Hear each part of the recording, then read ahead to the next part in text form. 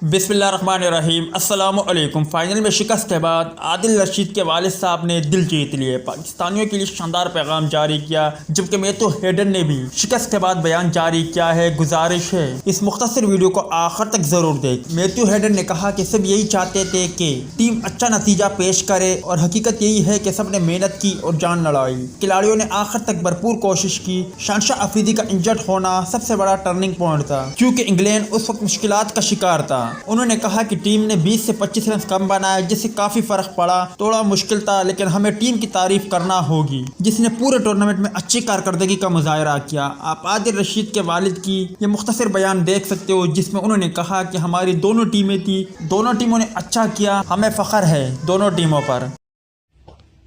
आज बड़ी खुशी हुई है हमें, इंग्लैंड की टीम ने जीत की है। पाकिस्तान इंग्लैंड दोनों हमारी टीमें थी।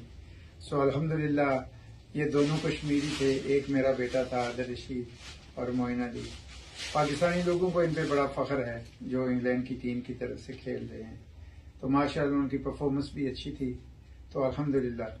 तो हम तो मुबारक दोस्त दे रहे हैं, तो अल्हम्दुलिल्लाह मैं यही बोलता हूँ दोनों टीमें अपनी थी यार, जो भी जीतती है वो हमें खुशी थी। Thank you.